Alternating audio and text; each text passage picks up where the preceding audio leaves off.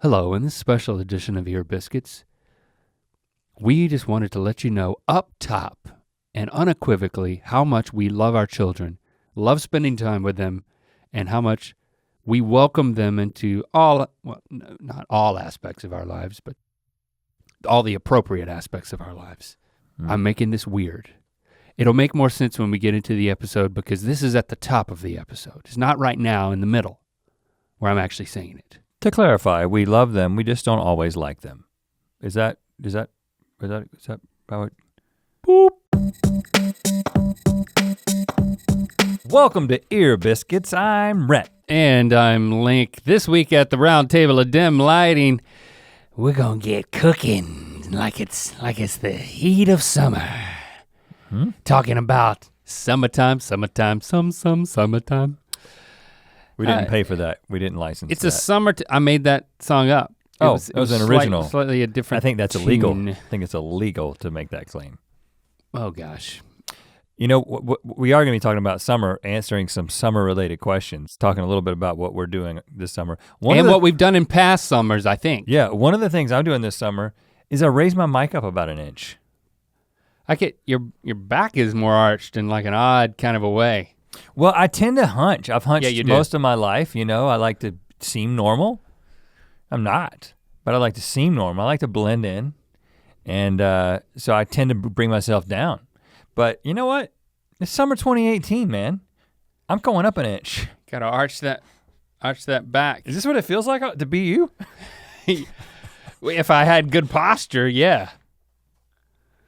I mean, I feel like my nipples are gonna pop through my freaking teleshirt. Teleshirt. What were you combining? Well, because I have a television character on my t-shirt. No, you don't. Yeah, Cotton Candy Randy. I use television in the broad sense. This what is happening right now is television. You tell me what weird. Now for those of you who are watching, what part of what's happening right now is not television? Every part. Break it down. It's vision and it's tele. Well, this show is more of a teleplay. Well, it's a radio play. Who cares? We're talking about summer. And yeah, you're already hunching. Lower your mic back down. No, I like it up. We're in the middle of a summer that has been well orchestrated. I mean, or orchestrated. It's been both. That's what I said, orchestrated. You used a G. Oh, you're saying I say yeah. Orchestrated wrong? Yeah, it's orchestrated, but it's cool. I mean, both well work. Orchestrated. As you notice, I've said it many times and I haven't changed it at all because I'm emphatically staking my claim. What do you call a group of people playing instruments? An orchestra. No, that's a group of people playing instruments who are donating their organs. An orchestra. That's when an orchestra plays to for people's organs. Like it's like a fundraiser for organs. What do you call a group of? Or only organs are being played, like pipe organs. What do you call a group of trees that are intentionally planted in rows and then they grow fruit? A tree farm? Like peaches or apples. Oh, an orchard. Right. An orchard. Last summer, we were talking about this summer. It's weird how that happened. We were talking about what we wanted the summer of 2018 to be like in the midst of 2017. We didn't want it to be like 2017. We wanted it to be different. Summer is different than a summer we've had in a long time. Mission accomplished, man. We're accomplishing a mission. For the past 2 summers, we worked on Good Mythical Morning and shot it in such a way and kind of planned breaks. 2 summers ago, we didn't do Good Mythical Summer. Last summer is when we did Good Mythical Summer with Monday, Wednesday, and then Friday guest hosts so that we could bank episodes and then film buddy system. Season 1, 2 summers ago, season 2 last summer, and we just catapulted ourselves out of our weekly routine of filming Good Mythical Morning into just a very aggressive production schedule with making Buddy System a reality. Well, and while we were filming Buddy System, we were preparing for two different things. We were preparing for our tour, which was right on the heels of Buddy System. And we were also preparing for the expanded version of Good Mythical Morning and like interviewing people, and like we wouldn't even eat lunch while we were shooting Buddy System. We would like have interviews. And I guess we were doing this show. And I think talking about it last summer. Yeah. Well, I mean, I think we were talking about how, man, this is just crazy. Well, and we talked. We should go back and listen to that, and then that'll make us appreciate it even more, because, you know, as we try to develop this discipline of stopping and celebrating. We had to crew host the podcast. That's right, that's what we did. In order to gain some time to do the other stuff. Just try to orchestrate the habit. We were orchestrating like you would not believe. Of stopping and celebrating. So I kind of feel like I want to assess whether we're doing that. And I think you already have said that we are. I mean, this summer it's a lot more laid back for us, which is so great. I mean, we said I want to plan a vacation that's more than a week. And let's go to Australia. And then that was kind of the start of, okay, there's some work involved. We're gonna do some tour of mythicality stops in Australia, but then the vast majority of the time we're gonna have our families there. We're gonna be in vacation mode at the end of July. It's gonna be, I can't wait. Don't build it up too much though, because that vacation buildup syndrome is something that I suffer from. Most people suffer from it. VBS. Yeah, it's not Vacation Bible School anymore. No. It's vacation buildup syndrome. And you think that it's going to be great. You begin measuring everything according to when you're going to be on vacation. And then you begin to think, I'll be happy when I'm on vacation. Then you inevitably get on vacation. It takes you several days to adjust to being on vacation. And then you have this extended period of like not quite met expectations, and then the next thing you know, you're going back home, and then you're looking forward to the next vacation. You can't let that happen. Can't let it happen. You have to think it's going to suck. It's gonna suck when we go to Australia. It's gonna be the worst time ever. Now we're in the perfect place. It's gonna be your fault. It's gonna be your fault. It can't be both of our faults, and I said it was yours. Well, it could be your fault for me and my fault for you. Deal. Yeah. Well, hold on. Let's just make it the kids' fault. They'll be there. Yeah. Well, they're gonna make definitely be their make fault. us miserable. We shouldn't even take them. What are we thinking? But too late. Yeah. I mean, can we resell the tickets on like some sort of scalping situation? What? Can we scalp plane tickets? No, it has to be the name that is attached to the ticket. True. You can't even once you buy a ticket, if you want to just change the person, like if we decided that, you know, we wanted to take one of our kids' friends instead of one of our kids because they like did something wrong, always a chance that'll happen. I always tell my kids that I'd rather be with their friends. Then you can't do that. The airlines make it very difficult. Trust me, I've tried to replace my kids with other kids many times last minute before vacations. We feel that way, but then we also love our kids dearly, and we're kind of joking, okay? Kind of. I'm glad that we're bringing them, at least at this point. It's gonna be great, but it's gonna be bad. Their fault. It's gonna be bad. Their fault. It's gonna be horrible at the same time. But I'm proud of us that in our commute back from filming Buddy System, we were just commiserating about how exhausted we were. We're like, you know what, next summer is gonna be different. And you know what? We had the discipline to follow through, and look, it is different. And so I just wanted to assess, how do you feel? I felt a little lost, honestly. I feel great. Like not having something that I have to film basically every single day. I just kind of feel like, oh my gosh, what do I do with myself? Well, you said it is laid back. I think, and I'm not trying to be like, we are working really hard. We are working. What we're working on is something that we haven't, we're working on things in a way that we haven't worked on anything in a while. Probably since like 7 years ago. Yeah. So since things kind of got going once we moved to California, it's been one thing after the other and multiple things at a time usually. But we always kind of knew exactly what the next thing was going to be. And while we are working on some things right now that we can't yet talk about, the main thing that we're doing is we are developing other ideas. Like what we've always done is we've gotten an opportunity to do something and then we filled it with an idea. But we're actually sitting around talking about all kinds of ideas and all kinds of different outlets, different media, and we're developing these ideas. We're actually talking about them, developing worlds, developing characters, fleshing them out, writing things up. We're having meetings to try to make some of those things a reality. But it's the summer of like lining things up and just throwing them at the wall and seeing if something sticks. And I'm having an incredible time. But it is also the kind of thing because it's not. It's all speculative. So for me, I tend to overanalyze whether anything that we're working on, if none of this amounts to anything, which I don't believe that. And I get excited about the things that we talk about because it's such a mode that we've usually just kind of crammed in. Like if we're in the car going somewhere and one of us is like, I had this idea, and then it just kind of percolates a little bit, but having dedicated time to just sit on a couch or then go to lunch.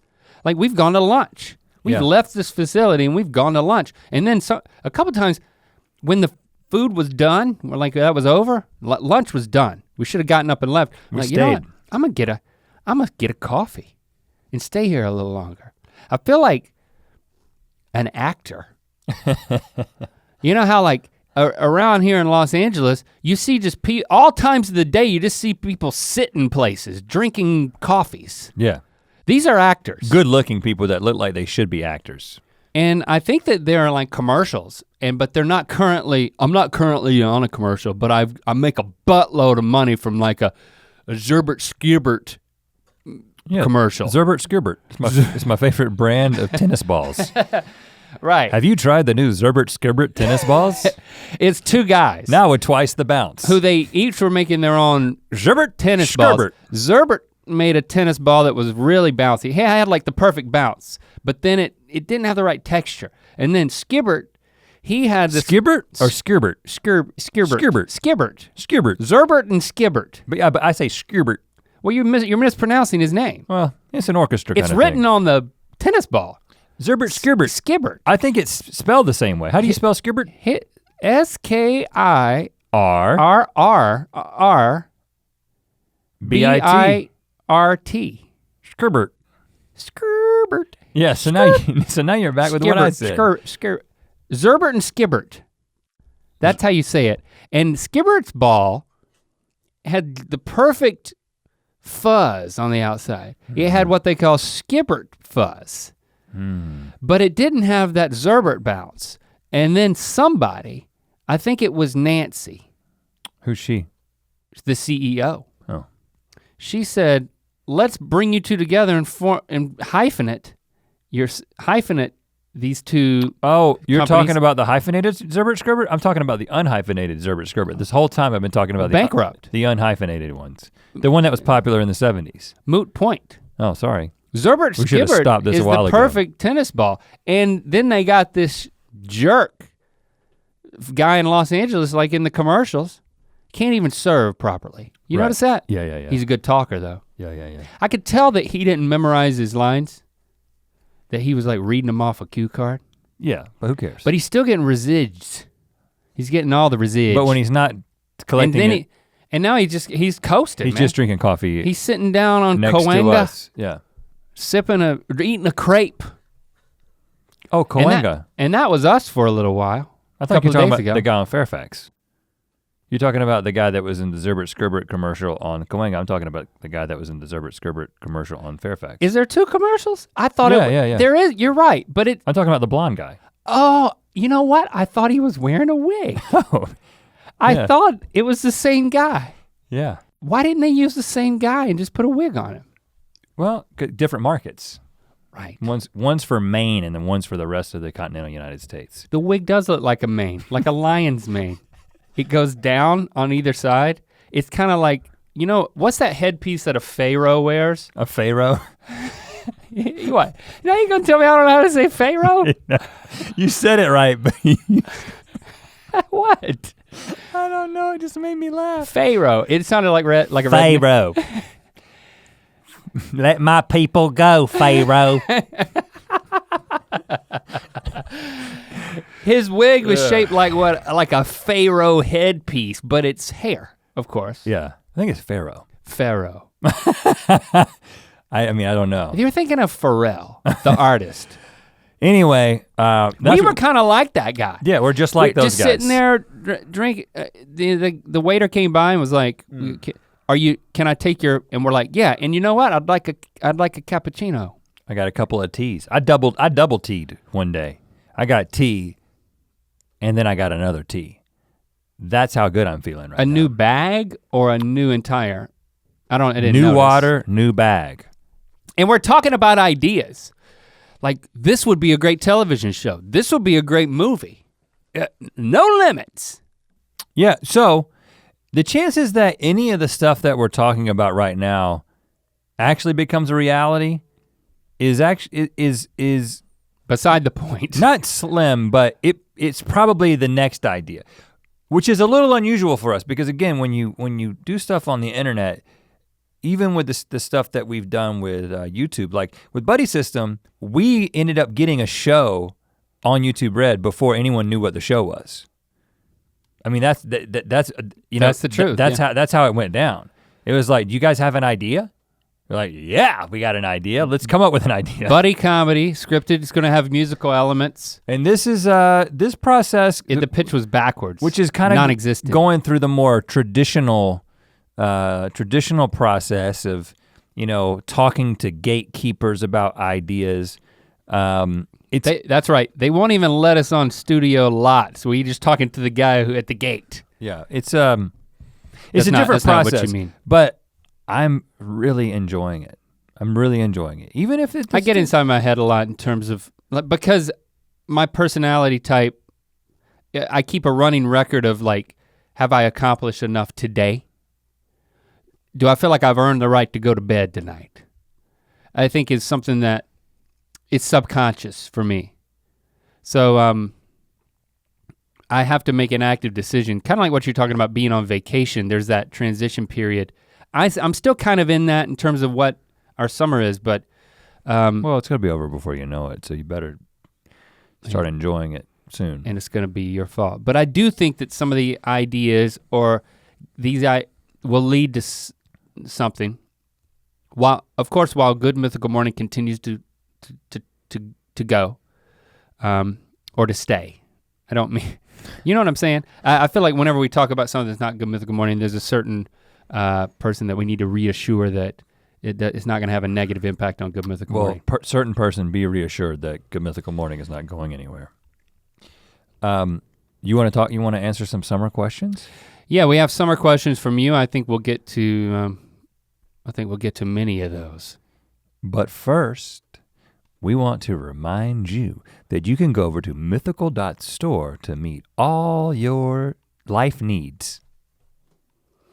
Your life need may be a Let's Talk About That shirt. Check it out. That's the back. The front has a sort of a version of the GMM logo. The back has that catchphrase that we always say at the beginning of every show. Mm-hmm. Might be the name of another show that we're developing. It could be, it might be. We don't wanna. That shows up, it definitely is. It shows up on the weekends. I think that's With actually the relaunch of Good Mythical I think that's Morning. been announced through some outlets.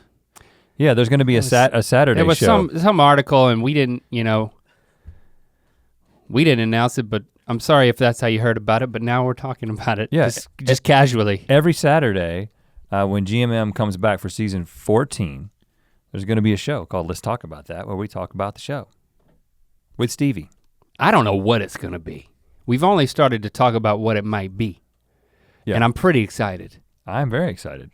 I also have the cotton I'm really candy. excited not knowing what it's going to be, even as we do it. I think that's part of the premise. I'll go that far. I'm gonna know what's going on, but Link won't. This is the cotton candy. If you want to know more about anything we're working on, just continue to read Variety. The Cotton Candy Randy t-shirt that says Hi Daddies, also available at mythical.store. And you may see this if you follow the social media over the Rhett and Link accounts and the Mythical accounts. If you hashtag, if you take a picture of yourself in some Mythical apparel, and then you hashtag it with the word Mythical, you may get featured on the Mythical account. We're doing that now. Follow Mythical Instagram. Yeah. Okay. Okay, let's get to some questions. Summer theme related, help you guys out, and then maybe reveal some things about ourselves in the process. Reza Rezwan, my friend and I have been talking about having an adventurous summer because we've always lived a boring life. Oh, well. We want to do something exciting and dangerous. What are some new experiences that my friend and I should try while also not spending too much money as we are college students? Exciting and dangerous. Put this down. No, I want to hold it right. But you're almost blocking my shot. Hold it right there. For some reason when you said exciting and dangerous, the first thing I thought about, and I think it's great advice, is get a kayak. You and your friend get a kayak and go on a river excursion. I'm talking about like rapids situation. This is 2018. I think we should probably give a disclaimer. If you get a kayak and then you end up injuring yourself or dying because you're in a kayak. Well, she said dangerous. You're the one who asked. You wanted dangerous activities. Well, we are not responsible for your kayaking, okay? No, we're not. That being said, you should definitely get a kayak because it's extreme and dangerous. When I was That's what we did. And I was in middle school at the time that our friend Ben talked us into getting kayaks, and I went to get a kayak from I don't remember where I bought it. Well, you're too big for a kayak. I mean, I couldn't put it on a kayak is like putting on a sock. I couldn't find, especially where we were at, I couldn't find a kayak that could fit me that had the proper internal parts of a kayak. So I got an old school kayak, which was shaped like a kayak. Let's clarify what internal parts are. There's bladders. Well, not only that, there's places for your feet. Like there's places that your feet rest. This kayak did not have those things. Then also there are the flotation parts on the inside. So we're talking balloons inside of the front and back of the kayak so that even if it fills with water, and it will, when you pop out of it and struggle to maintain your life force, it will not sink because it's filled with these bladders that are filled with air, not urine. And my kayak did not have these. So what I did, yours was like a 1970. It was very old. It was a covered top canoe. It was basically. like a canoe that had a top on it, but it had a hole just for me. So what I ended up doing is, first of all, I christened it the USS Merle. You painted that on painted the USS Merle with the stencil on the side. And then I found in my attic, all this foam from like the previous residents of my parents' house. In the attic, there was just all this like a box of pieces of foam, like yellow flexible foam. Okay, and I took a bunch of trash bags, filled them up with the foam, tied them off, double bagged them, and just stuffed them into the insides of the kayak. That was my flotation. I went to REI in Cary. They had like a bulletin board. It said kayak for sale in Durham. I went to Durham and I bought the Matador off of some college student from Duke University. Brought it back, nestled down in that thing. It had flotation that had tubing where you'd blow in a long straw and like you would pump up the flotation. But then I remember the first time I got it, it like had it smelled very mildewy. Yeah, those Duke students have a lot of mildew problems. When I opened up the flotation thing to blow more air into it, the Duke college students' air came out. Oh, Duke air? Into my face. Like Duke student, Duke undergraduate lung air. It's a little smart. Pretentious. A little pretentious. like really hoping to get into a good graduate program. It smells of a little bit of desperation and also a lot of like pressure from parents their entire lives. Right, and he needed the money, so there was a lot of desperation coming out of that bladder. Yeah. But man, we took those things on the river. We would go down to Irwin on the river. I mean, how long of a trip was that? It was probably a 4-hour trip on our kayaks. Yeah, it took half the day. A lot of that was just very slow river. Yeah, but then there would be some very intense rapids right when you got to the end in Irwin. Denim capital of the world, they say. Yeah. It used to make a lot of jeans there. Mm-hmm. And if you made it, if you got to shore there would be people, men, women, children. Lots of children would just give you jeans. It was just like when you land in Hawaii and they give you Lays. Mm-hmm. They put jeans on you. Right. Remember that? Yeah, and we that's why we always went pantsless. Right. While kayaking, because we knew if we got to Irwin, they'd give us the jeans. And if we didn't make it, they'd just find us floating dead in our undies. So get a kayak, that's your advice? I mean, at flood stage, I've definitely turned over. There's times when like instead of kayaking around trees, you're going through the tops of the trees in flood stage. We did that. So stupid. We did a lot of things that, our summers were filled with a lot of things that. Danger. Not advisable. We're probably about to get to another one. Shelby Austin, what's your opinion on water shoes for adults? I personally won't step into a body of water where I can't see my feet in it without them. #no shame.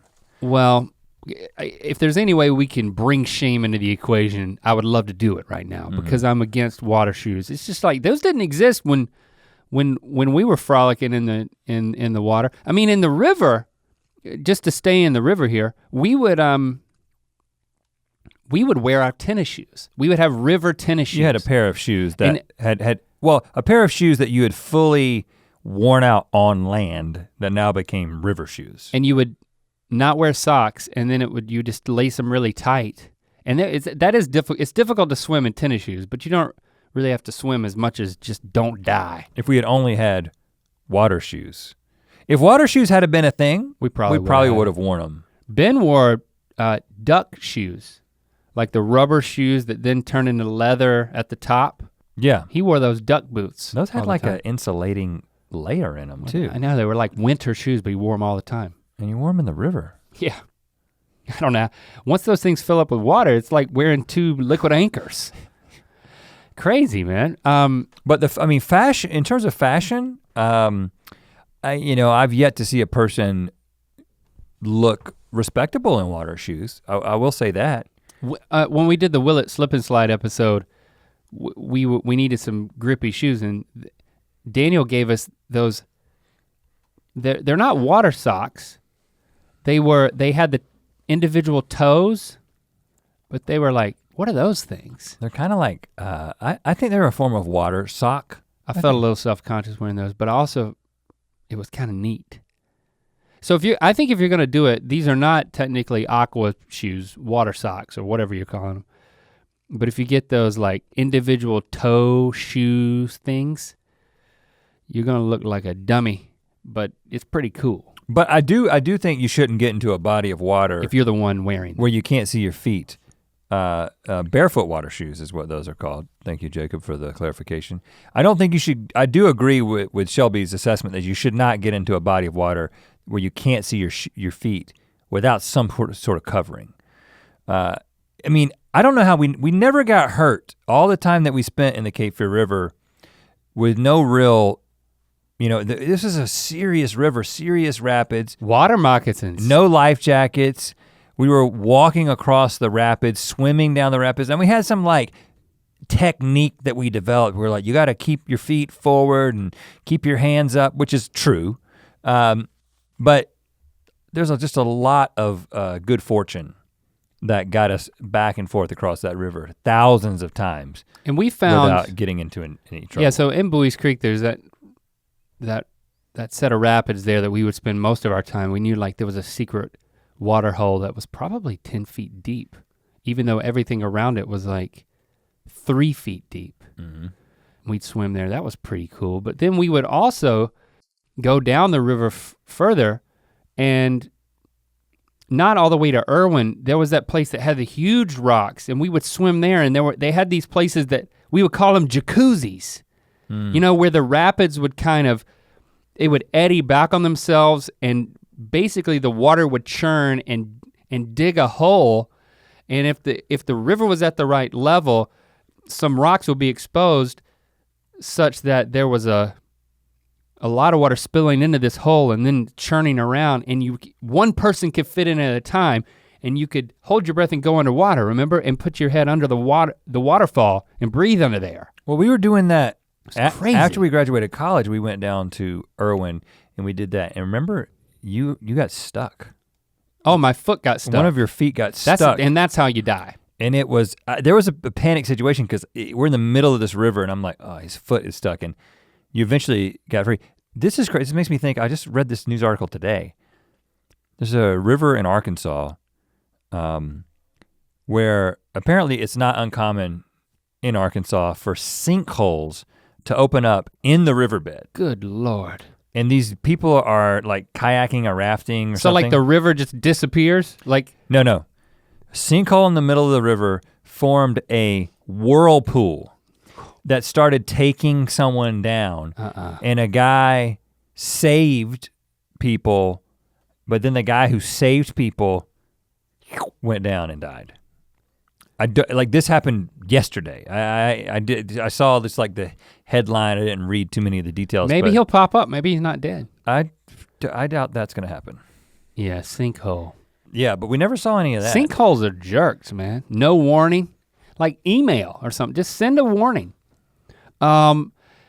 There's a ramp onto the highway, and I noticed the other day it said it's like a construction ramp, and it says this ramp will be closed intermittently between February 2017 and March 2018.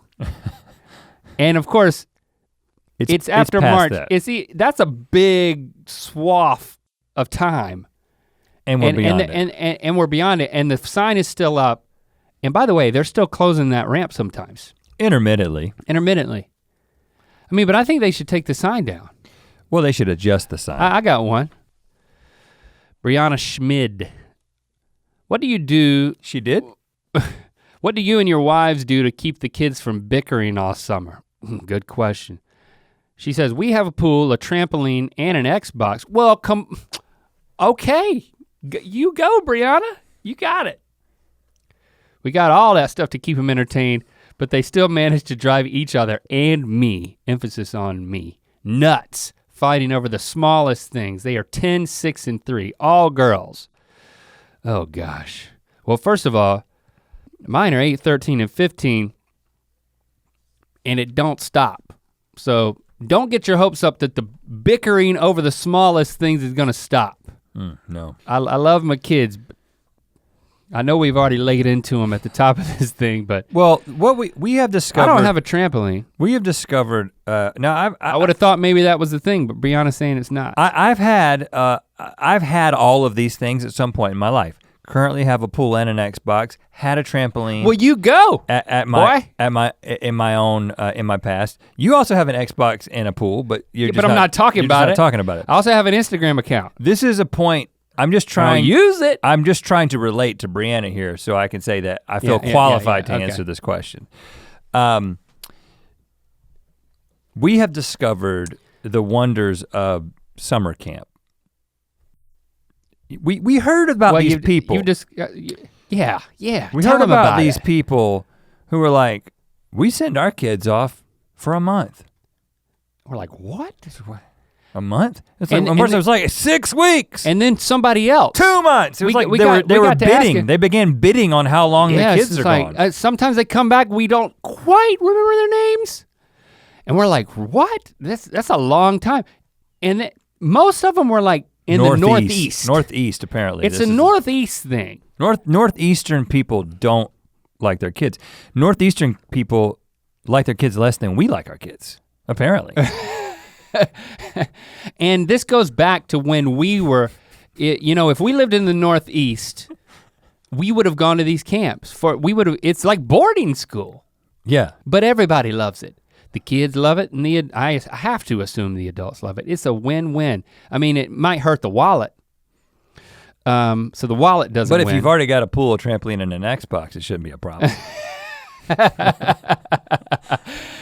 So yeah, Rhett's exactly right. We started like, put our heads together. We're like, let's talk about these camps. Let's get our kids into these camps. It's like, well, maybe we could talk them into camps.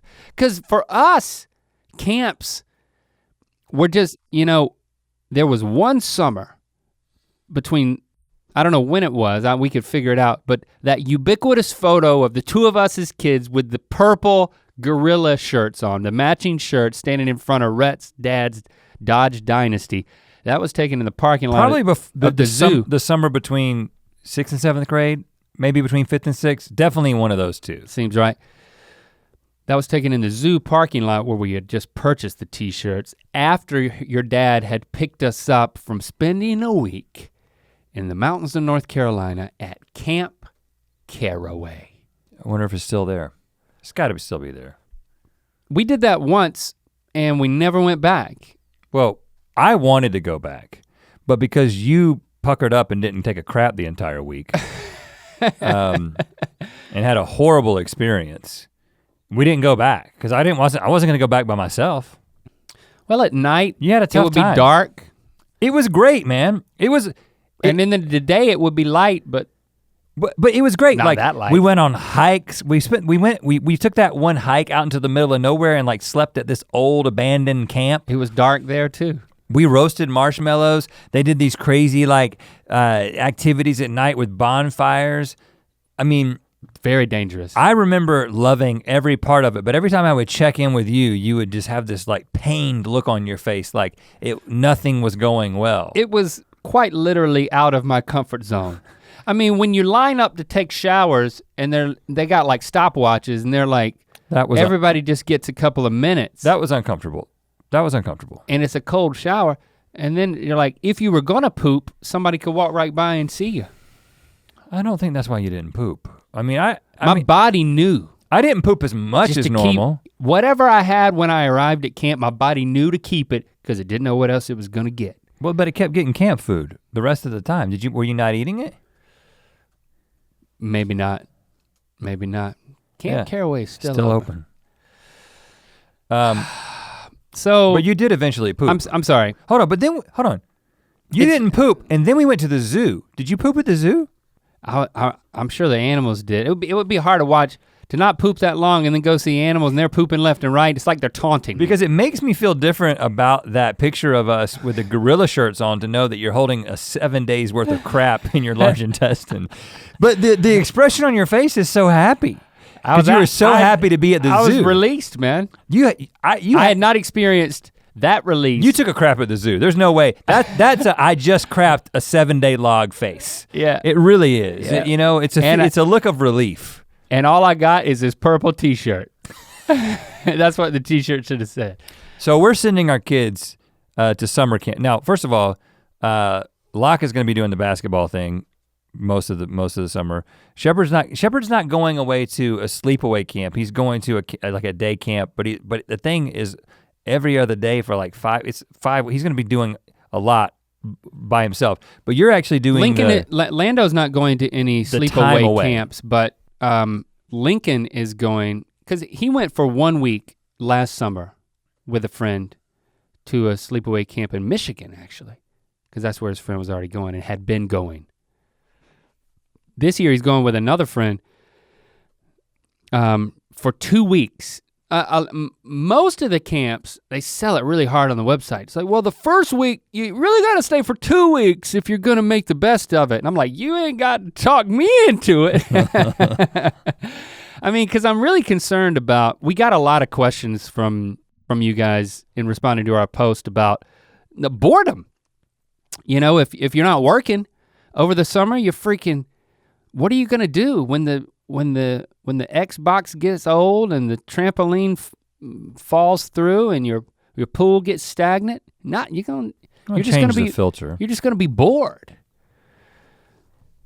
So he's going away for 2 weeks. Lily's going away for 1 week to another camp.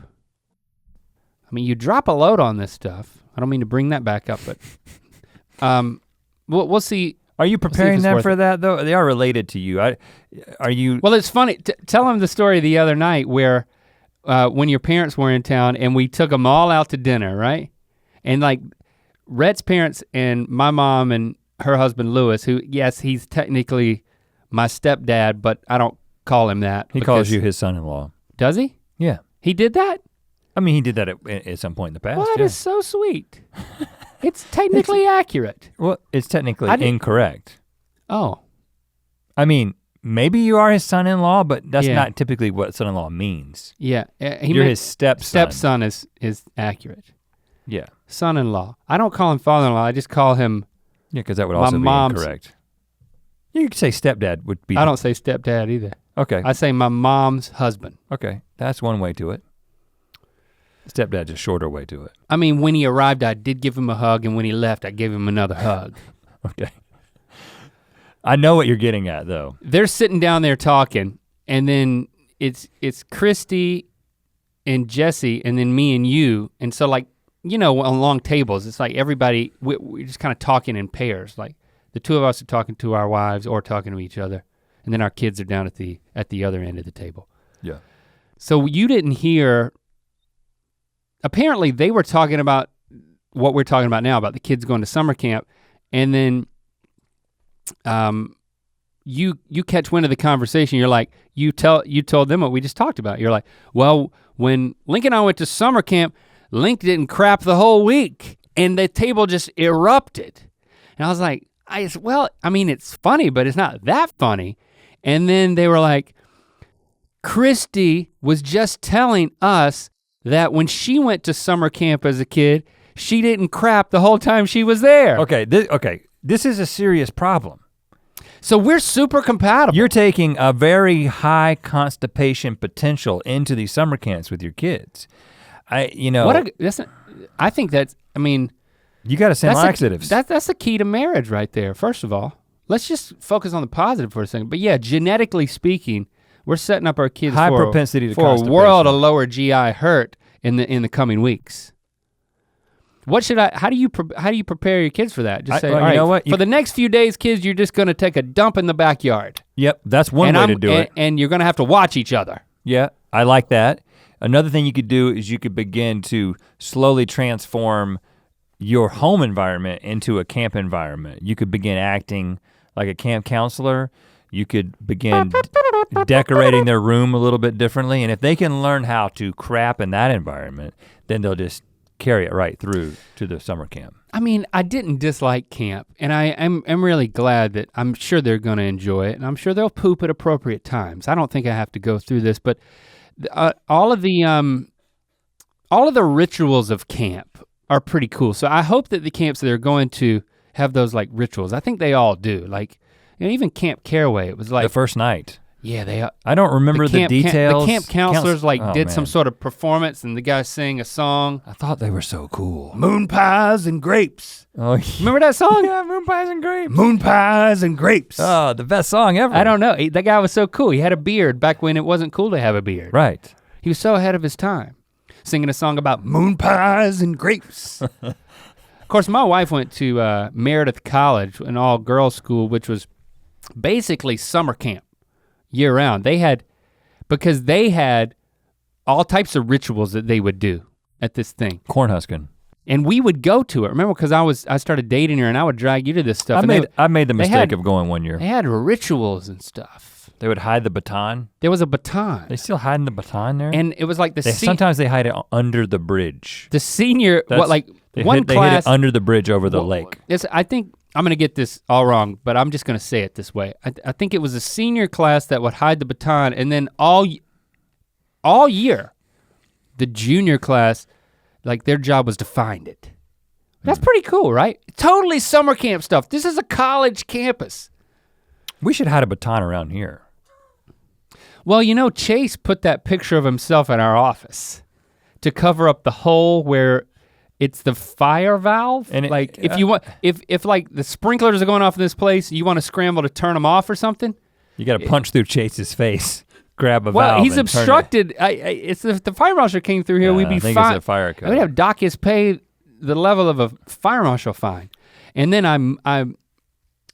You found it within a day though, because it was next to your desk. He was like, "Oh, you found it." I was like, "Well, yeah, I found it. I know where everything is down to the millimeter in my office. You can't change anything and me not know it." I'm like, "But we moved it. See if you can find it. It's somewhere else in the office. See if you can find it." A few days later, I was like, "Have you found it?" He's like, "No, I haven't found it yet." Another day later, I'm like, you see him in passing. I'm like, "You found it? You found your picture?" He's like, "No, I'm not really looking." I was like, "You're looking." He's like, "I haven't found it. I hadn't moved it." That was the joke. I was like, "Maybe you should look in my office." And then he comes up and he's like, "It's in the same place." I was like, "Gotcha."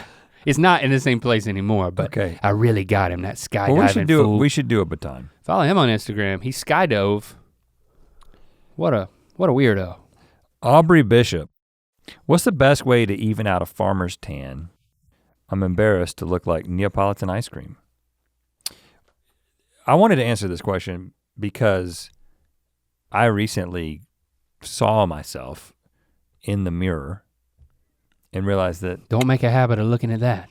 I'm working a farmer's tan too. I was. It was really setting in right here. Yeah, you're talking right at the traps. I saw myself at the neckline. I saw myself in the gym, and because there's mirrors everywhere in the locker room. Okay. And I don't really see my back very often. It's not a view that I take in very often. I just Your don't. back? Yeah, because you gotta have it's gotta be like a two mirror situation. A mirror on a mirror. And I'm not interested in my back. And maybe I should be. But I noticed a very distinct line forming. Okay. And I was like, I gotta do something about this. And so, you know how I get up and I do the stretching in the morning with the Barbara, she gets on my chest and then we have the ritual. You decided to do that outside? I was like, I'm gonna do sun stretching. That's cool. That sounds totally LA. And you could sign people up for an Airbnb experience. Come enjoy sun stretching with Mr. McLaughlin. And it was on Saturday because typically I'm up too early for there to be sun that could actually change your farmer's tan. Not this summer, man. We are laid back. But on Saturday, I got up and I had breakfast with the family and then we're hanging out and then it gets to be about 10 o'clock. That's when you start getting into like where the sun's rays can have an impact. Mm-hmm. And I went out there in just a pair of sweatpants, not interested in getting my tan on my legs, and sun stretched for a good 25 minutes or so. I'd highly recommend it. You gotta watch it. If Barbara jumps on you, then you'd have a Barbara outline on your back, which could be cool actually. She'd have to stay very, very still. Sit down, lay down. But I think can you see it? Look away a little bit more. I still see it a little bit, but it's not that pronounced. It's like fading. My father-in-law has a tan. He always wears shorts. He does a lot of grass mowing. Are you about to tell me you know where your father-in-law's tan lines are? Is this your father-in-law or your stepdad? Because I never know with you which one you're talking about. I don't call Lewis either, man. I call him my mom's husband. Okay, so this is your wife's father. Yeah, this is my father-in-law. Your actual father-in-law, got it. Bobby. Bobby will come in the house, take his shoes and socks off and get in his recliner. And let me tell you, his feet and ankles, he wears like socks that come over his ankles. It's never seen this direct sun. Right, and it should. But his legs are really tan because he like fishes and he's outside and he's mowing grass. And he always wears the same pair of socks. Yeah. No flip-flops. No. It wouldn't be caught dead in a pair of flip-flops. It's like a Frankenstein situation. Well, it's like he's still got socks on. It's like they attached a Caucasian's foot to a tanner Caucasian. I don't Yeah, I was like, I don't want to get in a race. That would be stupid. Where are you going with this one? I don't know. He just super white, man. Yeah, his unsunned skin. I'll just say is like a very white. Like a Swedish foot to a Los Angeles surfer dude leg. Okay, that works. That's better. Know. That's safe. I don't know. I'm in hot water. You want another question? Hit me. Emily Poplinski. Boy, I like to say that name. Peplinsky.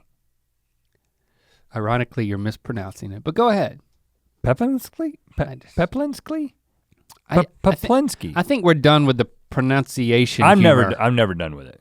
I'm done with it. I'm not, well, I wasn't trying to be funny. I was admiring. If I could orchestrate a way for us to be done with it. I was just admiring the way that it rolls off the tongue. Hi, Rhett and Link. What are some fun outside games that don't involve a lot of physical activity? I love enjoying the nice weather, but I'm pregnant and get out of breath easily, but also want to have fun with the energized 7-year-old we have. Please help, thank you. He's got a 7-year-old and another one on the way. He's really, you're spacing them out. But congratulations. My advice is just to get it over with. We're so cynical about the kids in this episode. Let's put a warning at the top. Yeah. We love children. Let's just put like, the first thing people are gonna hear, I'll do it now. Okay, good. We'll put this at the top. Hello, in this special edition of Ear Biscuits, we just wanted to let you know up top and unequivocally how much we love our children, love spending time with them, and how much we welcome them into not all aspects of our lives, but all the appropriate aspects of our lives. I'm making this weird. It'll make more sense when we get into the episode because this is at the top of the episode. It's not right now in the middle where I'm actually saying it. To clarify, we love them, we just don't always like them. Is that how it? Boop. I don't know what, the boop is like the edit I think point. I just made it worse. Well, I didn't make it great. Let's be real. I actually like hanging out with them. It's just after a while, they need to do their own thing. Are we still at the top of the episode? Do I need to boop again? No. Congratulations on the pregnancy, but warning, that leads to a child. When you say get it over with, what do you mean? Go ahead and induce labor? No, I said I usually give advice to like clump your kids together to get the whole process of like child rearing over with in like a clump. Yeah, again, and we've already been through this, how you shouldn't be giving family planning advice to people. And I'm not. The fact is, we cut that out. Is that she has another edit joke. She's pregnant and she has a 7-year-old, and you're telling her to squish it closer together. No, I'm saying it's impossible at this point. I'm not advising her. You weren't listening to me. All she's asking is what you should be doing for exercise and fun. Play fetch outside games with the 7-year-old. It's pretty obvious. I mean, I think don't call it fetch, but everyone's gonna know it's fetch. You sit down with something the 7-year-old likes, and you throw it. And then if they how many times do you think that'll work? With a human. This is not a dog. That's a good experiment. Typically, in all the times that I've played, I'm thinking fetch though. No, but when I've played fetch with 7-year-olds, it's worked the first time. Yeah, it's not a 2-year-old. The second time, they're like, what? No. So then what does she do? And I think at that point is when she should play cornhole, which is what I was trying to get to. Oh, cornhole. Because cornhole is close contact cornhole. A lot of fun. You don't want 30 feet though. You can eat and drink while you're doing it. It's really low exertion, but the competition can get incredibly tense. I just recommend cornhole. I mean, even if you got a pool Xbox and what's the other thing? There's a younger age group. Pool table? If you properly clumped your children together, you could have played fetch, but you can't do that with 7-year-old. That's an excellent point. Lisa Marie Brew asks, what is the best thing to bring to a barbecue? I don't understand the question. Oh gosh, Lisa, your name is Lisa Marie, which is commendable, but the fact that your name is Lisa Marie and you're still using the term barbecue as if it's an event that you go to, I'm gonna have to take this opportunity to correct you. Barbecue is not an event. It isn't a place you go. It is also not the device that you cook hamburgers and hot dogs on. Mm-mm. It is also not a verb. It isn't something you do to meat. Barbecue is a noun, and it only refers to meat that is prepared in a very special way that varies from region to region, mostly around the southern United States. How many times do we have to say this? We have not said it enough. You can't say it enough. I mean, the day we have to not say it is the day we're in heaven. And if that means that everyone on earth understands, then heaven on earth. And listen, okay, so I've said that. I don't want to drag on about that. So let's just rephrase it. I'll just re-ask the question. Re-ask the question. Lisa Marie, Southern first name, the Southern heart to go along with it. Her last name is Brew, for goodness sakes. Brew, Lisa Marie Brew. Best name ever. What is the best thing to bring to a cookout? Okay, now, you mean a place where you'll be cooking things? Yeah, outside. You're cooking out. You're cooking it out. The answer is exotic sausages. Whoa. Okay, hey. You're gonna get some sideways looks at the cookout, man. No. Okay, here's the thing. People are gonna bring burgers. You mean exotically shaped No. sausages? I feel strongly about this answer. Exotic now, sausages. it may depend on what you're trying to accomplish, but if you're trying to have a good time, eat some good food, and score some points, get noticed a little bit, you don't wanna bring hamburgers or hot dogs, you wanna bring exotic sausages. If you're the guy who breaks out the ostrich sausages, everybody's gonna be talking to you.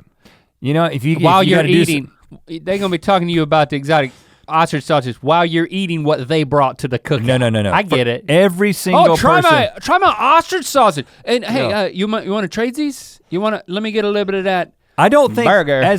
First of all, beef cow. You would enjoy it. I mean, you're a very picky man, but here's the thing about all we're talking about is starting a conversation here, making friends. If That'd you be cool. bring ostrich sausages, kangaroo sausages, I don't know, I'm probably getting into like endangered species at some point, appropriately raised exotic sausages, not a legal trade, what's gonna happen is people are gonna wanna try it, and you bring enough for everybody to try it. And next thing you know, people are like, oh, Link, ostrich sausage man. And there's a lot of worse. Not what I want to be known for. There's a lot of worse things to be known for other than ostrich sausage man. Let me tell you right now. My answer was deviled eggs. Okay. I mean, it's, I'm assuming with cookouts that like, they got like the meats covered, but if it's bring your own meat, okay, I'll go with you because that's, it's a fun little thing that you're doing here for everybody. Everybody gets to taste a little bit of ostrich. Okay, yep. But deviled eggs, especially in a cookout environment, are perfect because they're room temperature or warmer. You go to a restaurant, you order a deviled egg, it's gonna come, they've made it a long time ago and it's been refrigerated and that's not. Sometimes, not always. That's not good. The best place to eat a deviled egg is when Aunt Slucinda pulls the saran wrap off a plate or two of her homemade deviled eggs. Does she make that noise or does the plastic make that? The plastic does it. It kisses the roof of the. Okay, I love deviled eggs. The yellow. If you brought deviled eggs to a cookout, I'd be happier than if you brought ostrich sausages. Here's the problem with deviled eggs. The next day, fartsies, somebody gets sick. Oh, somebody gets sick. Two people get sick. They're gonna, even if Who it's they not, gonna blame? The Who are they gonna blame? They're gonna blame deviled egg man. The devil. If you bring deviled eggs to that something devil and anybody gets deviled sick, eggs. the blame falls on you. Why do you think they call them deviled eggs? I mean, you got Eddie over there devil. cooking the chicken breast and not cooking it all the way to the bone. What internal temperature of sausage when it's ostrich does it need to be? Nobody knows, but they're still gonna blame the deviled eggs. Katie Ritchie. Her name is actually Kate Ritchie. She's got a Jeep icon. Yeah, I see that. Sounds like we're having a sexist reaction. Like a female can't have a Jeep. Well, that's not what we were doing. No. Well, then why were we saying? I was like, that's cool. It's because every other icon on here is just somebody's face. It's a Jeep. You're sexist for thinking we had a sexist reaction. That's true. But I'm not sexist. I just want to say that. Yeah, you're not helping. Kate Ritchie.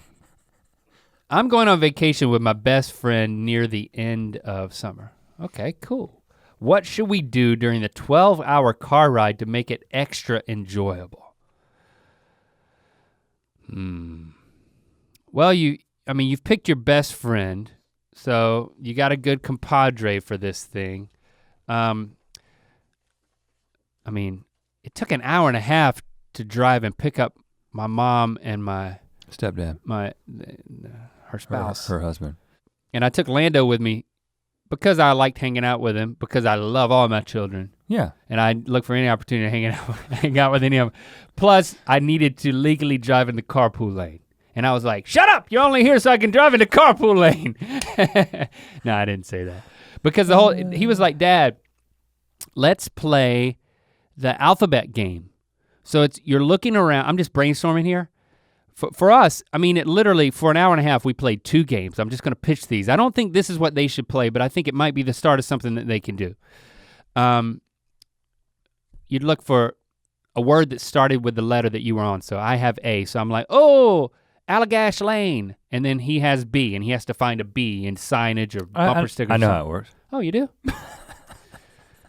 And then we played another game where it was still the alphabet, but it was, you say your name, you say your best friend's name, you say your favorite food, and you say where you're from. So if it was G, it'd be like, hi, my name's Gary. My best friend's name is Gertrude. My favorite food is Galapagos turtles. And that's real bad. No, I'm from the Galapagos Islands and my favorite food is jelly. How about grapes? Since that starts grape with jelly. Moon pies and grapes. We had a lot of fun with that. Eating turtles. Huh? I mean, that got us an hour and a half. Okay. No books on tape?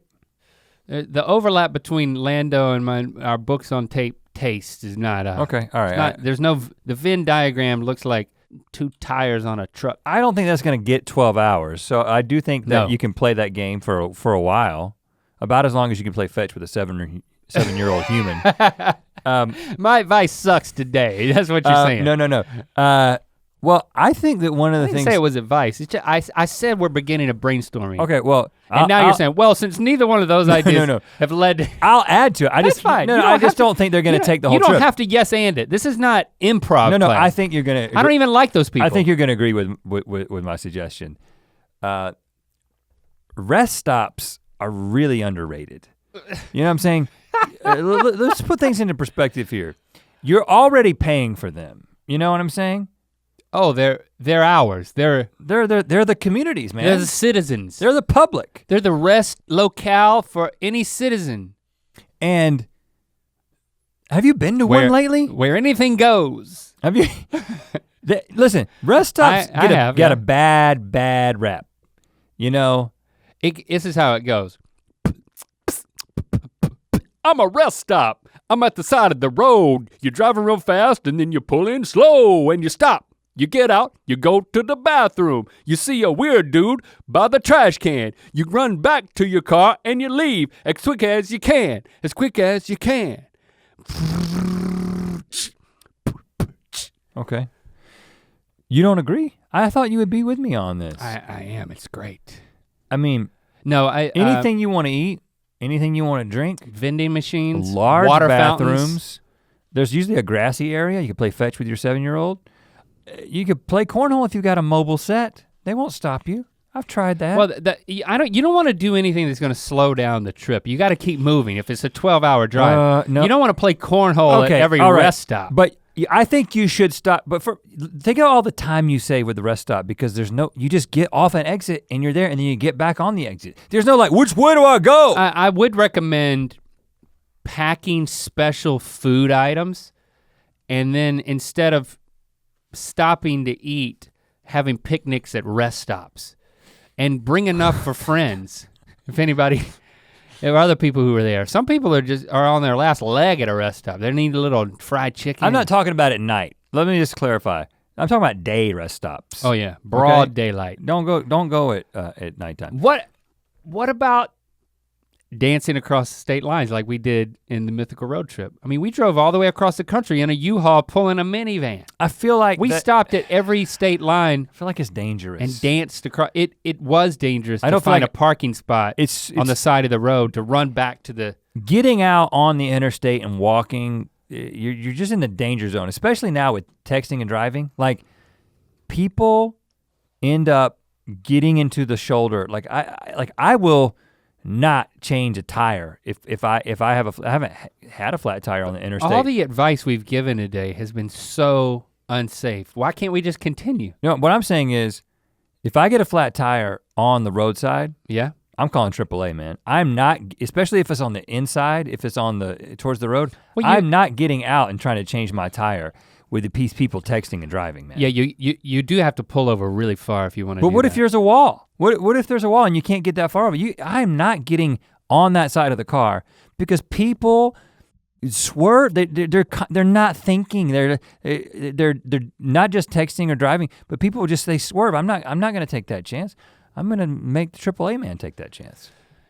My papa, when he was I don't think he was the chief of police, but he was a policeman before he became the chief, and he pulled somebody over just on this side of the Lillington Bridge.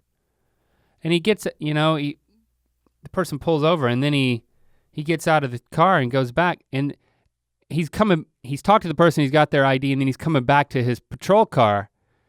And then he sees this bread truck coming down the road, and it's drifting off of the road, and he can tell that it's not seeing him as he's walking on the shoulder back to the car. He runs back to his patrol car, gets in the car and slams the door just in time to get smacked by a freaking Wonder Bread truck. He was hospitalized, and there was no permanent damage. I was very young when this happened, but I remember, in the stories in retrospect. Did he get Wonder Bread for life? Did he get like a loaf of Wonder Bread? I don't think there was any lasting damage, but it just goes to even a flashing patrol car, the lights flashing, not the whole car. That'd be kind of cool though. Yeah, it's a dangerous place. You don't want to get on the side of the road. So I can't, in good conscience, I can't give that advice to dance across state lines on the shoulder. We did that at our own risk. Well, we don't have anything for Kate then. We haven't got anything. Rest stops in the alphabet. Picnics? Alphabet. That's good advice. I admit, Kate, that's not very good. You got a Jeep, just go off road. That's what you should do. You should drive as the crow flies to wherever you're going. Yeah, forget the road trip, just make it a trip. The 12-hour car ride is gonna turn into a 14-day Jeep excursion. That is an excellent idea. You get a map and you map the straight line as the crow flies from where you are and where you want to go, and then you GPS that sucker, and then you just right through people's yards, right through people's pools, Xboxes. What about houses? Trampolines. Oh, this is safe. Now you're giving safe advice. It's safe for them. It's not safe for the people in the path. It's not an armored car. You get a couple miles. I don't even know if it's just because it's in the icon doesn't mean she has it. 2 more. I could go all day, man. Don't hold back. I got a quick one here from Brittany Nawara. Okay. Nawara. What are the best summer movies to watch? Okay, I've got a list of 5. Off the top? Off your top? That's what the rappers, the freestylers say. No, this isn't off the top. I looked at this question and I have my 5 movies, and I just want to see what you think about it. I think these are the 5 movies that if you're gonna watch 5 movies this summer, you gotta watch these 5 movies. All right, hit me. They're all summer themed. That's kind of where I went with this. If you haven't seen them, especially Ferris Bueller's Day Off. I should check that one out. My dad watched this with Shepard the other day, and my dad said, I was watching Ferris Bueller's Day Off with Shepard, and like 7 or 8 times during the movie, he would stop, slap the pillow and say, man, I love this kid.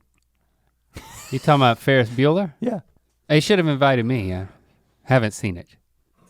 Oh gosh, you haven't seen it? I know about it. Okay, well this is your list. Goonies. I've seen that. I saw it 2 years ago. Okay, that's a great summer movie. If you haven't seen that, I mean, it holds up. Do the Right Thing. That's a good summer movie. I have not seen that. Oh gosh, Link. I think you would have thought I would have seen that one. Because all of the soundtrack for that is amazing. You need to go. I've watched the soundtrack. You need to go home and watch this tonight. Do the Right Thing out of all these is the one you need to watch. The Endless Summer. You've seen that. The surfing movie? Yeah. I think I know that I've seen it, but I might have fallen asleep. Oh gosh. It's a pretty soothing movie. It's just kind of people surfing. And here's a curveball summer movie. The River Wild. Meryl Streep? Kevin Bacon. Hold on, tell me that Meryl Streep is not in that movie. I think she is. Yeah, she is, right? And Kevin Bacon. The River Wild. I saw that in the movie theater. Oh. With you. Oh, okay, we saw it. And I think it's because, going back to all the river shenanigans from earlier, I think that's why we saw that.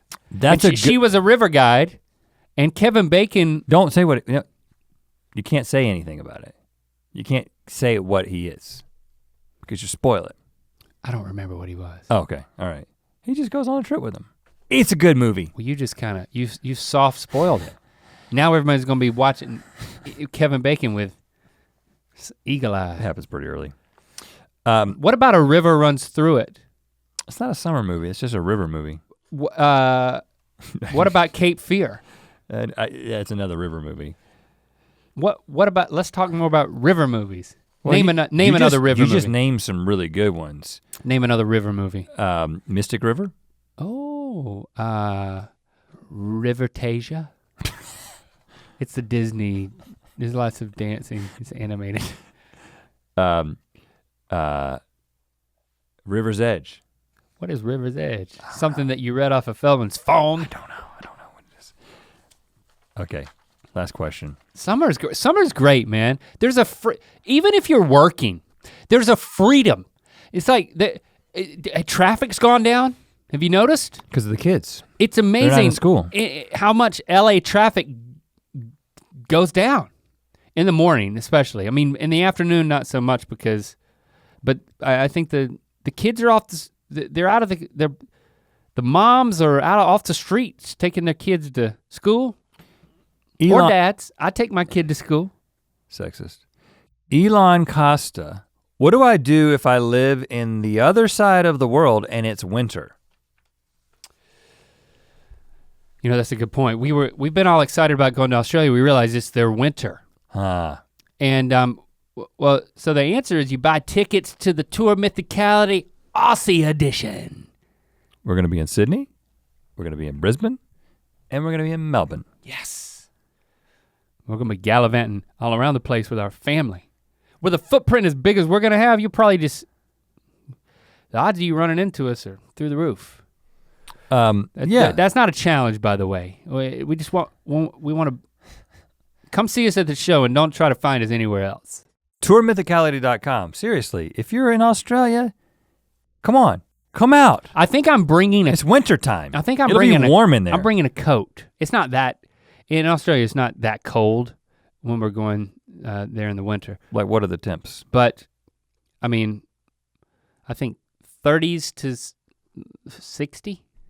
30s is pretty cold, man. It's probably not cold to most people, but it's freezing to me. I'm bringing like a heavy coat. I'm bringing a whole bag that's just full of coats. Coat bag. Okay, I'll put my coat in there. That's it. That's all the advice that we have. I think there's just so much freedom with the summer. But I love it. I love summer, man. It's great. It's your favorite season?